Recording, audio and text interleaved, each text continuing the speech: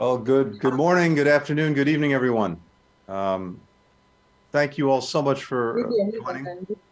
It's very good to be with friends and partners from around the world as we prepare to open the second Summit for Democracy. In his first year in office, President Biden launched the summit to look at the future of democracy, which we see as at an inflection point. Worldwide, we see autocrats violating human rights and suppressing fundamental freedoms, corrupting and with corruption eating away at young people's faith in the future, citizens questioning whether democracy can still deliver on issues that matter most to their lives and to their livelihoods. And we see authoritarian regimes reaching beyond their borders to coerce free and open societies through increasingly aggressive, revisionist foreign policies. Nothing illustrates the gravity of that threat more than Russia's brutal and unjustified war against Ukraine. In February 2022, President Putin launched a full-scale war against the people of Ukraine, attempting to conquer their country, topple their democratically elected government, redraw their borders. Indeed, President Putin's overall objective was to erase Ukraine's identity as an independent sovereign nation and absorb it into Russia. This war is an attack not only on Ukraine, but on the international rules-based order that seeks to defend international peace and stability and uphold, in the words of the United Nations Charter, equal rights of men and women and of nations large and small. And as this group very well knows, the victims of Russia's aggression are not only Ukrainians, but people all around the world. The Kremlin's war has exacerbated acute food insecurity, already at crisis levels due to COVID-19, climate change, and other conflicts, putting millions at risk. It pushed up the price of fertilizer, fuel, and food, making it harder for families in every part of the world to make ends meet. The world has come together on multiple occasions at the United Nations General Assembly to condemn Russia's aggression and the atrocities that have come with it. Countries from the North and South, developed and developing, established and emerging democracies, have all called on Russia to end this war and pursue a just and durable peace in Ukraine. The United States is committed to supporting meaningful diplomatic efforts that can achieve this. We all know that for peace to be just, it must uphold the principles at the heart of the UN Charter: sovereignty, territorial integrity, independence. And for peace to be durable, it must ensure that Russia can't simply rest and refit its troops and then relaunch the war at a time more advantageous to it. Ukraine under President Zelenskyy has put forward a proposal that would forge such a peace. It would end the war and save countless lives. It would restore Ukraine's territory and respect its democracy. It would reconstruct the country and the economy. It would ensure that radiation, nuclear safety. It would uphold the UN Charter and the will of the international community. And it would come to the aid of millions around the world that have been affected by Russia's aggression. Last December, President Biden hosted President Zelenskyy at the White House, where they discussed Ukraine's peace formula. And today, we welcome fellow democracies who are standing with Ukraine on the path to a just and durable peace. Because Ukraine's future and the future of the international order in which peace and security depend, that is what is at stake. So that's why we come together today, and I really appreciate everyone joining.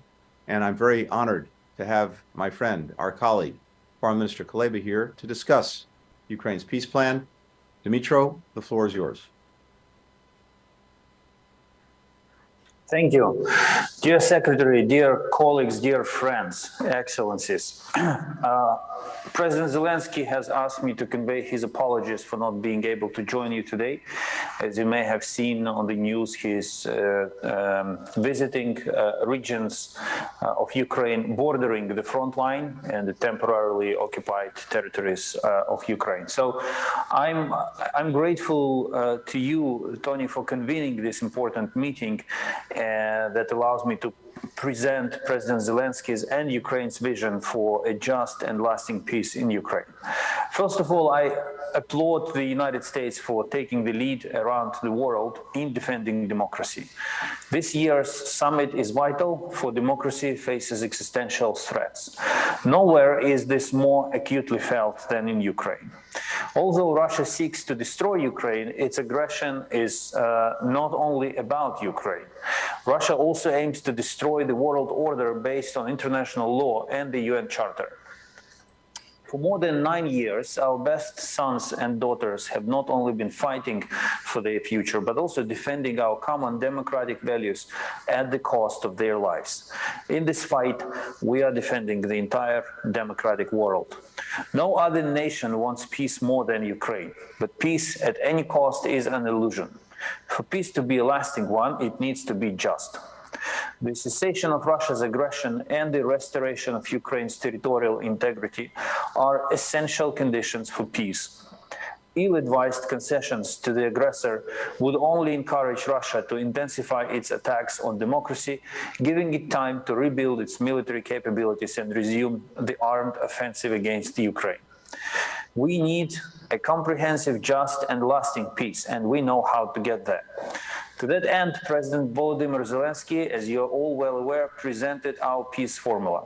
This initiative is a clear plan of action that should not only bring peace to Ukraine, but also restore the world order based on the norms and principles of international law.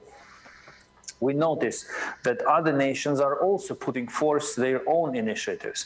We appreciate their focus on a problem that jeopardizes global security. However, I would like to emphasize that the Ukrainian people will accept peace only if it guarantees the cessation of Russian aggression in full, the complete withdrawal of Russian troops from Ukrainian territory, and the restoration of our state's territorial integrity within internationally recognized borders.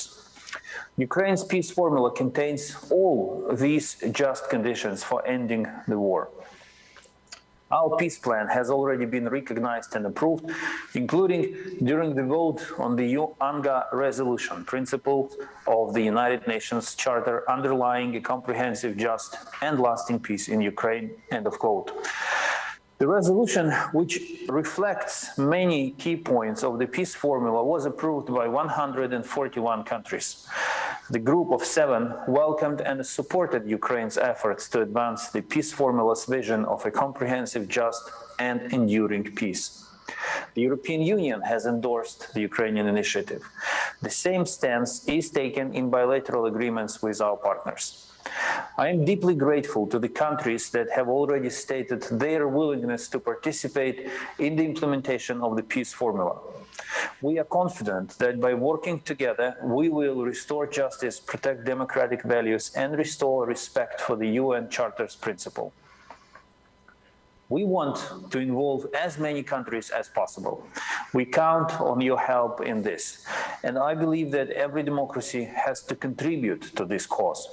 Today, I will briefly reflect on some of the formula's details. The peace formula consists of 10 points that can be implemented one at a time or simultaneously. Their implementation should bring long-awaited peace to Ukraine and guarantee security to the whole world. The formula's first point is about radiation and nuclear safety.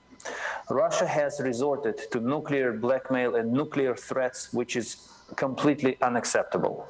Russia's military forces continue to occupy the Zaporizhzhia nuclear power plant, preventing its employees from performing their duties effectively. Only by returning full control of the facility to Ukraine can this be stopped. Russia must withdraw its troops from the territory of the Zaporizhzhia nuclear power plant and cease its reckless and dangerous threats. The aggressor must follow the terms of the Budapest Memorandum, which guaranteed Russia's non-use of force, including nuclear weapons, in exchange for Ukraine's voluntary nuclear disarmament.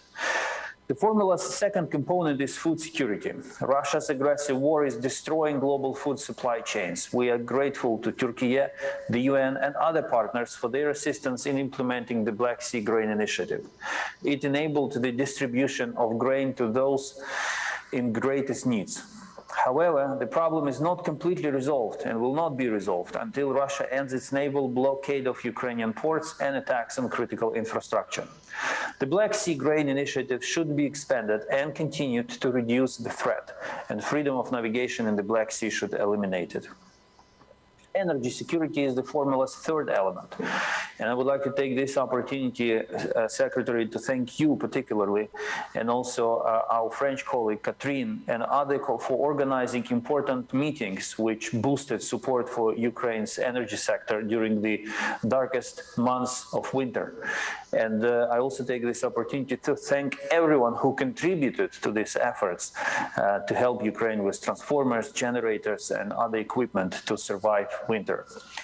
The release of prisoners and deportees is the fourth component of the formula. Modern Russia is characterized by inhuman prison conditions, the unlawful deprivation of civil liberties, kidnapping, and forced deportation of children.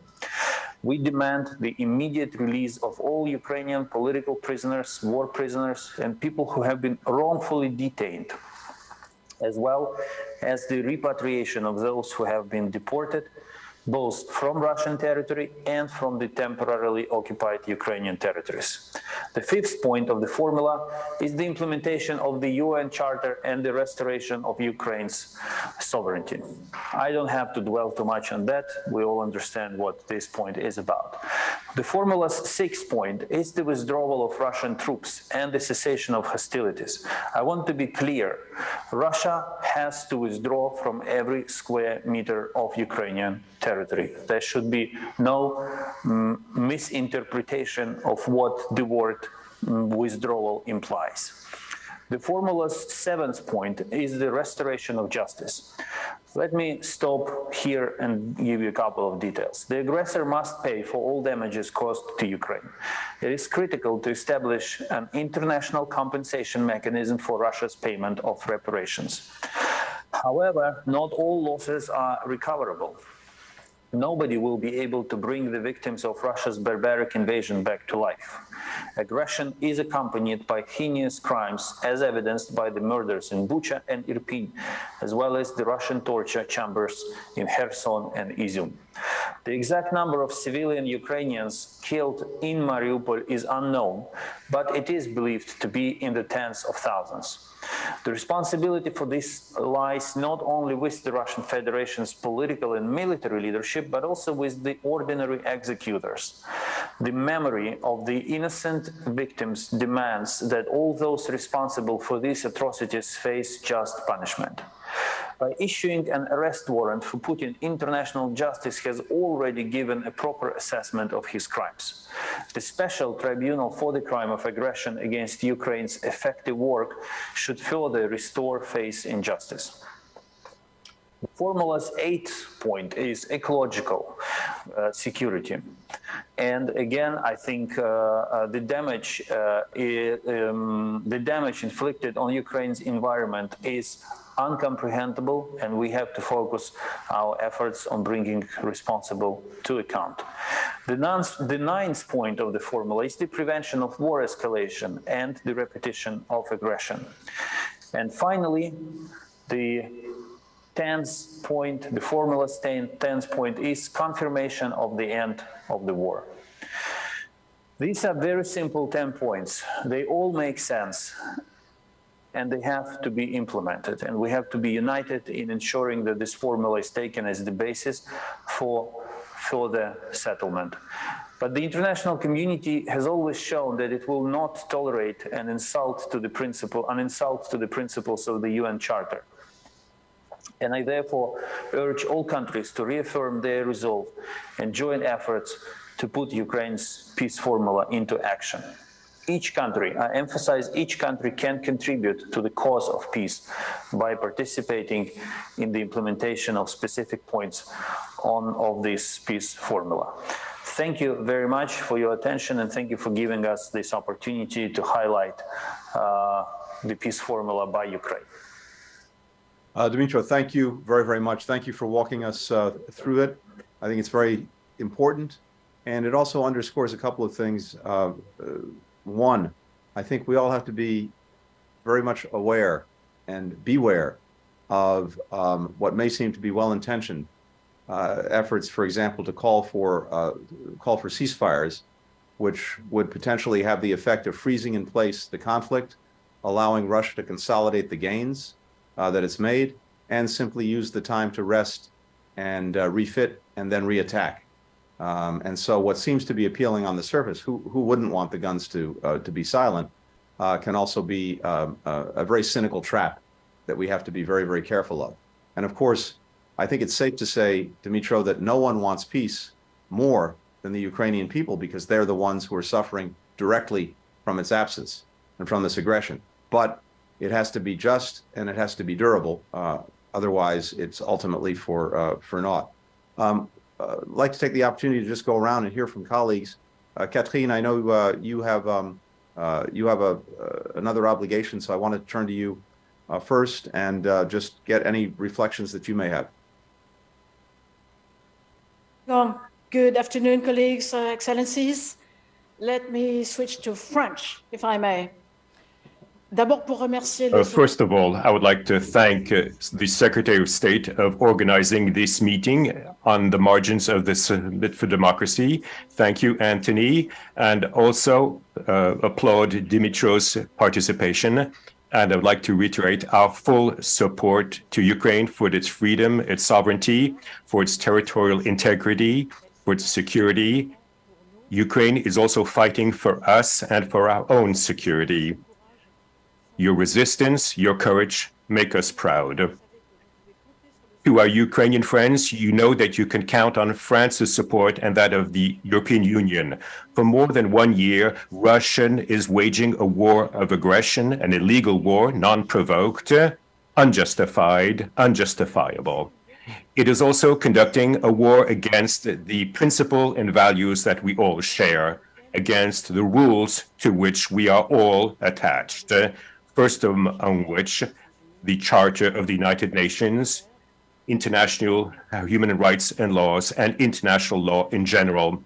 We are not talking about Western values.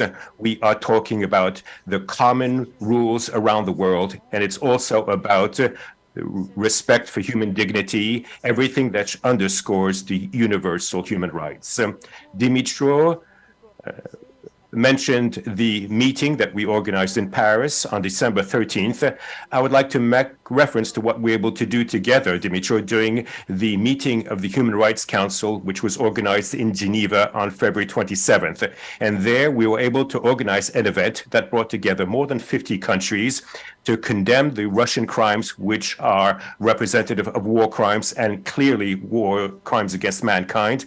We all saw these images, these horrible images of civilians executed, massacred, violated, children deported. So at the Security Council in September, we were all together. I said it again at the Human Rights Council. I said it again at the G20 and at other opportunities. I'm saying it again once again. There will be no durable peace without justice. Justice must prevail. This is why the issuance by the International Criminal Court of 2 arrest warrants against Mr. Putin and Mr. Velova represents a major step in the collective fight that we're conducting against impunity.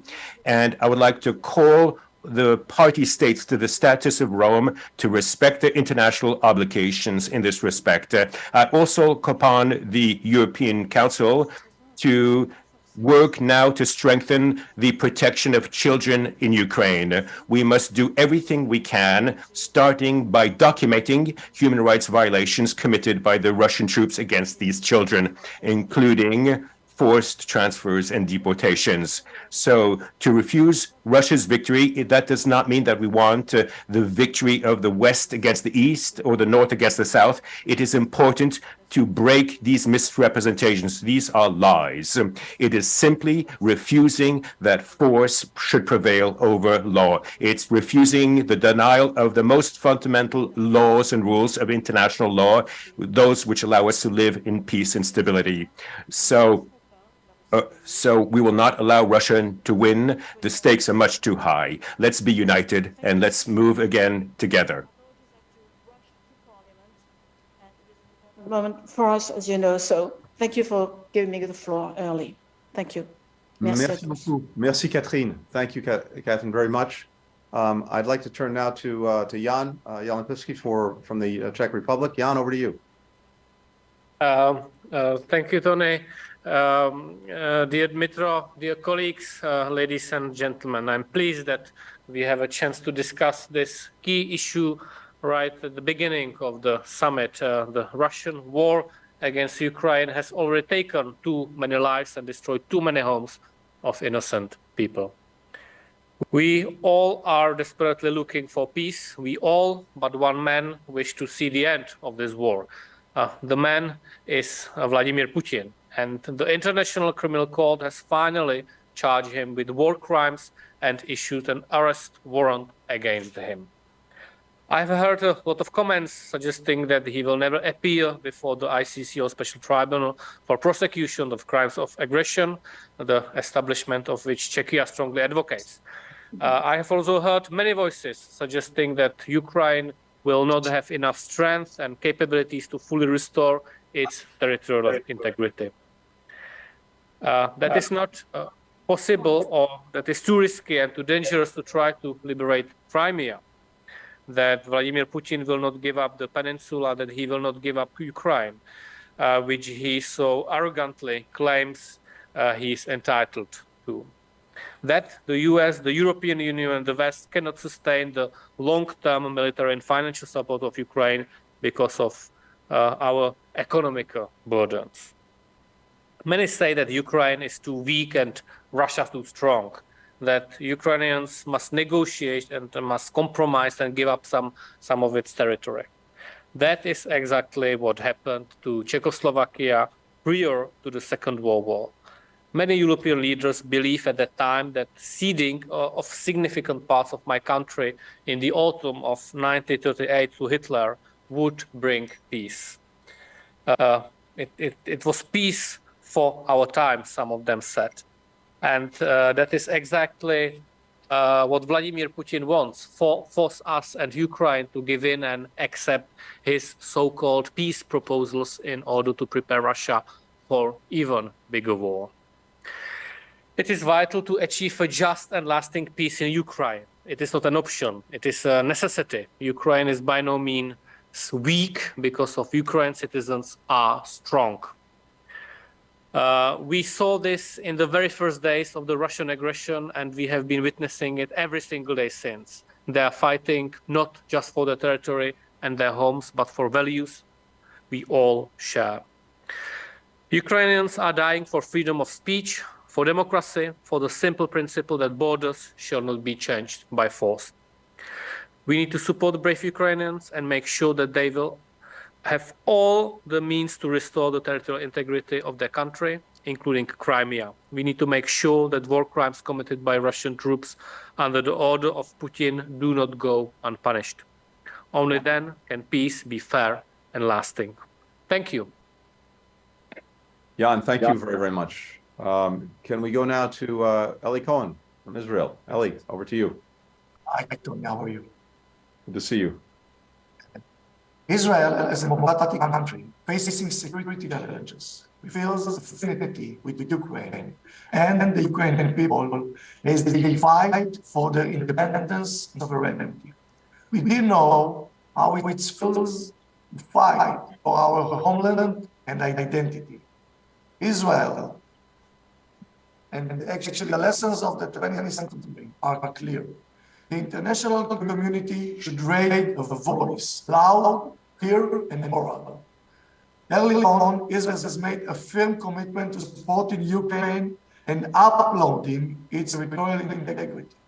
Despite the Russian annexation of Ukrainian territories, Israel has taken a principled stance by refusing to recognize this action. In addition, Israel has demonstrated its action to promoting peace in Ukraine by supporting the United Nations General Assembly resolution calling for comprehensive and lasting resolution to the conflict. Through these actions, Israel has shown its solidarity with Ukraine and its commitment to promoting international peace and security. If we can be of any help in facilitating a peaceful resolution to the conflict, ending the tragedy and human suffering, Israel will be at the forefront of such an effort. The war in Ukraine is a clear challenge to the world's stability and order. As we know it, we will not ignore the dangers. Iran's pathetic involvement in the war in Ukraine must be a wake-up call to all. Iran's IRGC is responsible for the use of advanced UAVs against civilian targets in Ukraine. Such transfers are violations of France's obligations and go against the values and spirit of democracies around the world. In this aspect, the international community must implement coordinated pressure to stop the Iranian activity. On my recent visit to Kiev, I have personally witnessed the vast devastation, the war brought upon Ukraine and the suffering of the people. In my meeting with President Zelenskyy and my friend and Foreign Minister Kuleba, I emphasize that Israel strongly supports the sovereignty and the territorial integrity of Ukraine. On my visit, we have officially resumed the permanent presence of the Israeli embassy in Kiev. This is a clear message of solidarity. I was actually honored to be the first foreign minister from our region to visit Ukraine and to show us Israel's support. Israel will continue to offer its assistance to Ukraine. We will continue our vast program of capacity building focused on areas of expertise in community resilience and post-trauma and medical and paramedical assistance in the area of rehabilitation. The challenges of Ukraine, its people and leadership today are vast. The challenges for the day after will demand our concern and effort. We have just authorized a special budget and the assistance for humanitarian and other aid. We are just working closely with our friends in Ukraine. Israel, based on its experiences, will not be indifferent, taking into consideration other concerns. We will extend, and this is our government, this decision, extend our support and to Ukraine. Thank you. Eli, thank you very much. Let's go now to the Foreign Minister of Italy, Antonio. Hi, my friend. Thank you for organizing this debate on the democracy. Dimitro, hi. I think it's very important to be very clear on this. Now, the competition is between democracy and the technocrats. For this, it's important to work all together in defense of our values, democracy, human rights, but also we need to have a strategy not only in Ukraine, but also for stopping Russia. We need to work hard also in the Western Balkans. Italy is strongly engaged, of course, for supporting Ukraine at military level, for support of the population, but we are working hard in the Western Balkans for stopping Russia. We need more Europe, we need more Italy in this region, because the danger is to leave the Western Balkans in Russian hands. It's very, very important. We need to do the same also in Africa. We need to be more present as democratic countries. We need to work hard for supporting growth, for organizing joint ventures, for working together in favor of peace and democracy, because the competition is at global level. The Russians are working everywhere. Wagner is present not only in Ukraine, it's present everywhere. For supporting Ukraine, we need to be present also everywhere, because the competition is global. On Ukraine, of course, Italy is strongly engaged. The Prime Minister Meloni has been in Kyiv talking with the President Zelensky. I want to thank also for the kind words of the Ukrainian government with the Italians. Also, the 3 days ago, from Italy started a big mission for supporting the civil population, also with the football Italian organization. They are working hard also in favor of the young children without family in many Ukrainian regions. For this, we are working not only in military sector, also in civil sector, because I think we need to help the Ukrainians also living a difficult moment during this season. We need to help the Ukrainian soldiers. They are in Italy, but we need also to help all the Ukrainians in this difficult moment for achieving victory. I am optimistic on this, but in the same time, we need to work for the peace. Peace is not the defeat of Ukraine, is the victory of Ukraine. Peace is the respect of the international rules. And we are working on this because working in defense of Ukraine, we are working in defense of our values, in defense of democracy, in defense of human rights against the technocrats. This is very important. Italy is strongly engaged. The Italian government is strongly engaged on this in Ukraine, in the Western Balkans, in Africa, in South America too. Thank you very much. Grazie, Antonio. Good to be with you. Thank you so much. Can we go now to our colleague from Liberia, D. Maxwell Sakamea?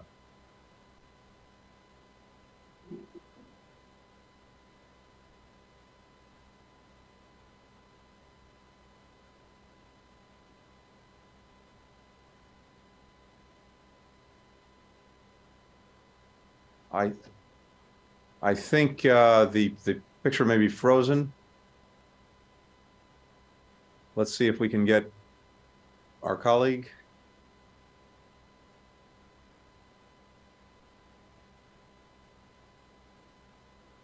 I tell you what, why don't we come back and let's come back to him, and maybe we can go to our colleague from Malawi, Nancy Tembo, if you're there.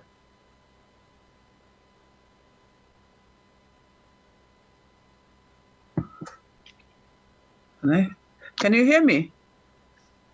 Yes. Yeah, thank you. Thank you, Nancy. Thank you, Secretary Blinken, for convening this timely meeting. The meeting is indeed important since lasting peace is what the people of Ukraine would like to have in their land. The Ukrainian people have, for over a year, experienced untold suffering, including death of loved ones, loss of livelihoods, displacement and destruction of vital infrastructure.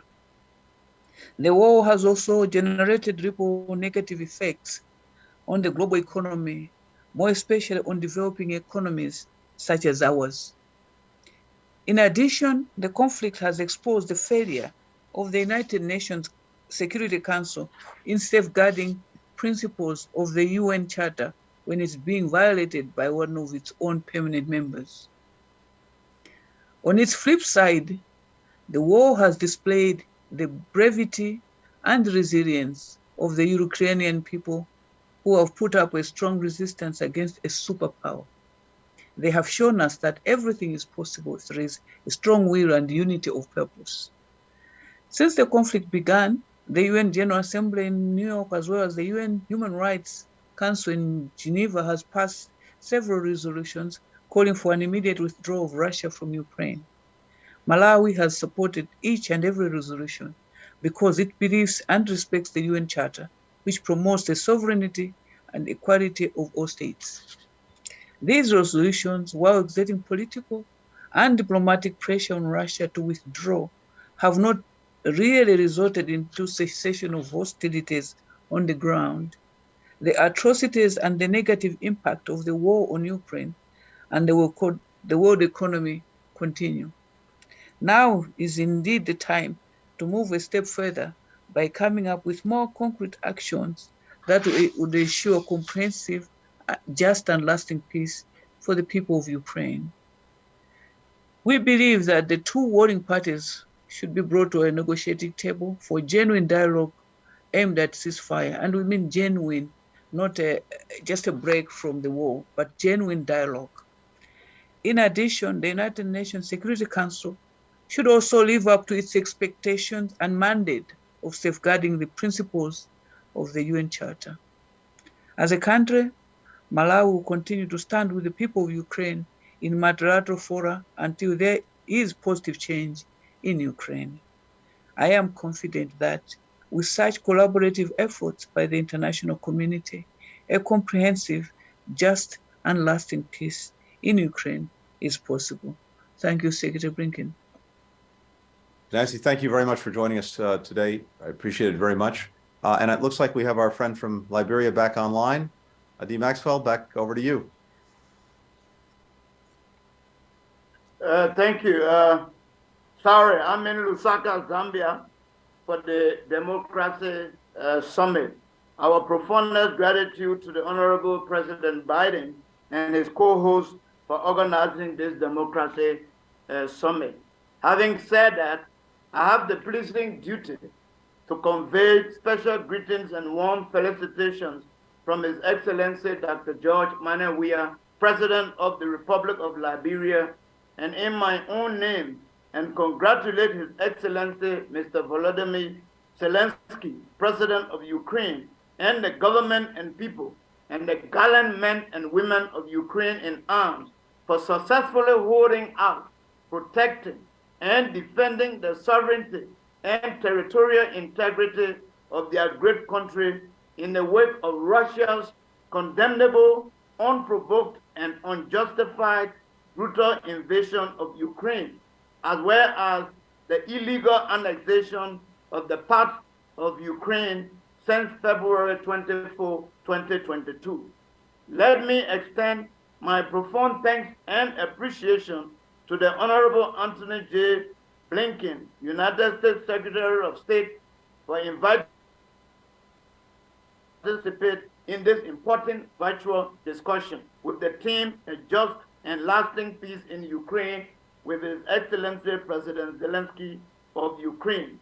We heartily commend President Zelenskyy, represented by the Foreign Minister of Ukraine, for the excellent presentation of Ukraine's 10-point peace plan. Permit me to reaffirm that Liberia strongly detects and condemns the Russian Federation in the strongest terms for its unprovoked attack on the peace-loving people of Ukraine and the illegal annexation of some regions of Ukraine, as well as Russia's repeated rhetoric and threats regarding its placement of nuclear weapons in Belarus and its potential use of said nuclear weapons in its unprovoked aggression in Ukraine.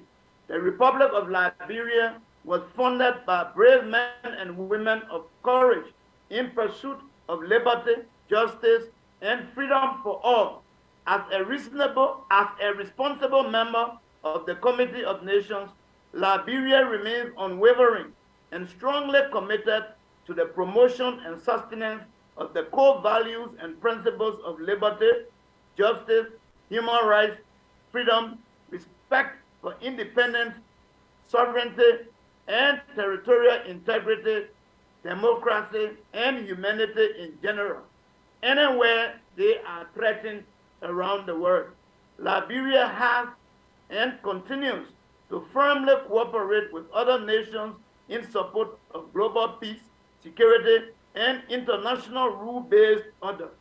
Respect for, supporting, and defending the sovereignty and territorial integrity of Liberia and any other nation, including Ukraine, is pursuant to one of the cardinal pillars of Liberia's foreign policy objectives, and in line with the Charter and principles of the United Nations and other relevant international treaties and protocols aimed at ensuring global peace and security and promoting the rights of all nations to self-determination.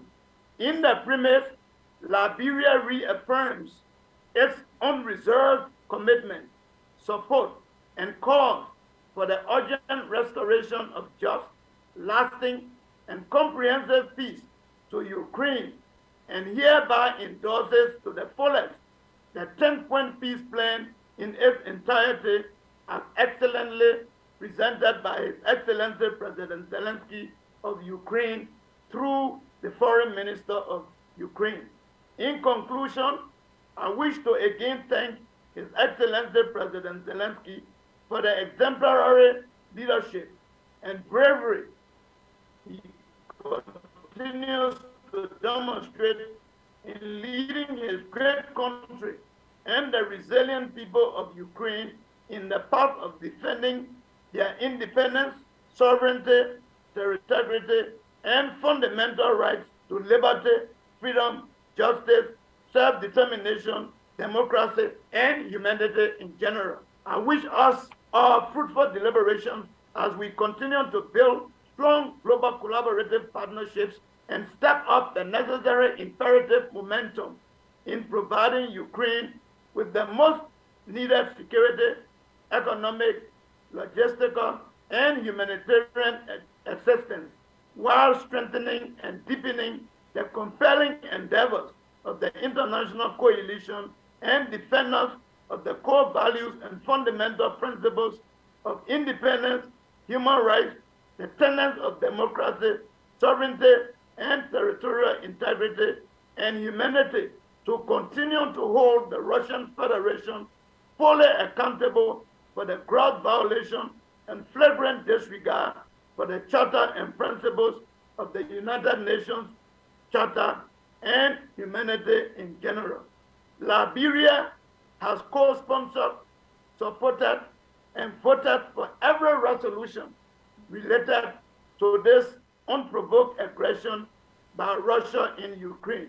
And Liberia honored the astute leadership of His Excellency President Weah and honor my wife as Minister of Foreign Affairs of the Republic of Liberia will continue to provide unconditional support to the people of Ukraine. I thank you. Mr. Minister, thank you very, very much. Greatly appreciate your intervention. Thank you. Santiago, I see you there. Any reflections? Yes, hello, Tony. Hello, Dimitro. Well, hello, everyone. I switch to Spanish. Una vez más.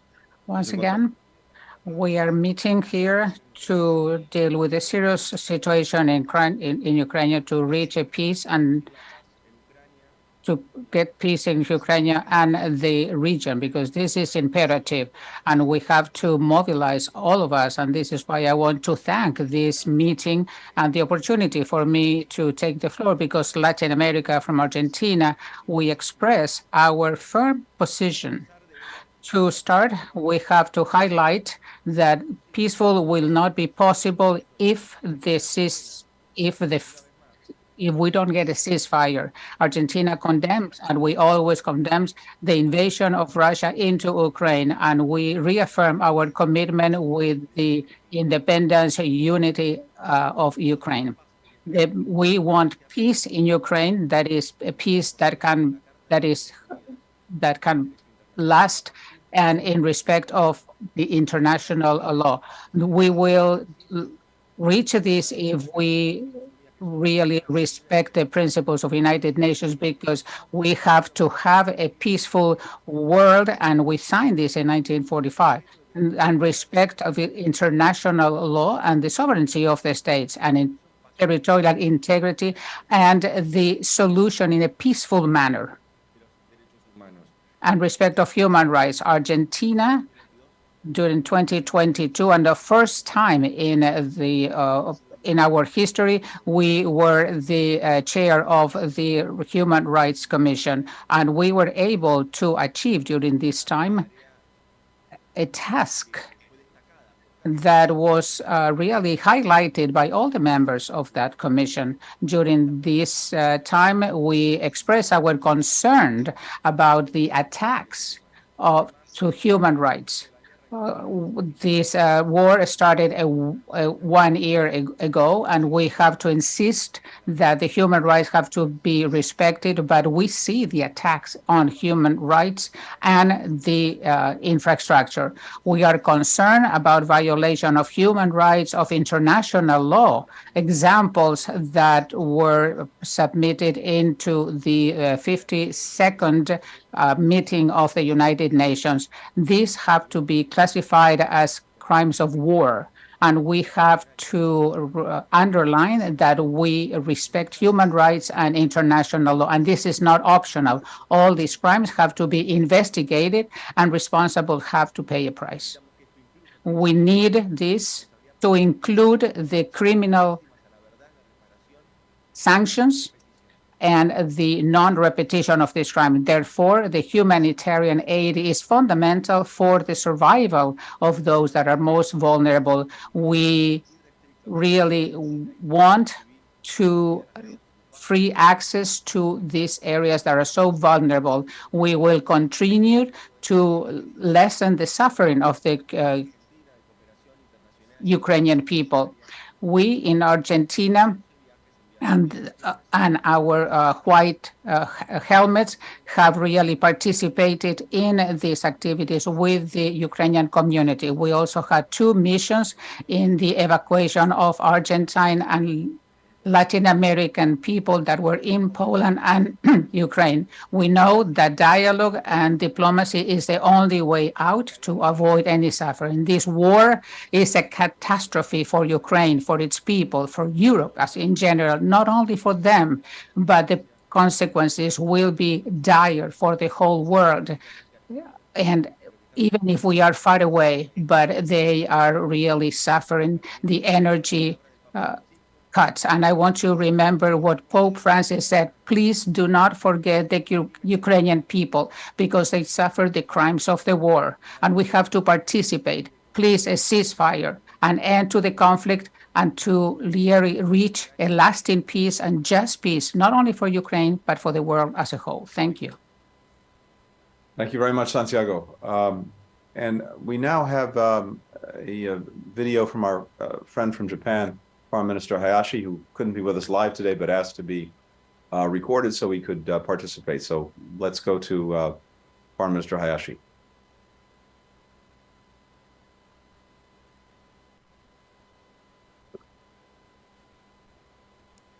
Distinguished participants, first, I would like to express my appreciation to Secretary of State Blinken for his initiative in organizing today's discussion. Russia's aggression against Ukraine is an outrageous act that shakes the very foundation of the international order, which the international community has built up over a long period of dedicated efforts and sacrifices.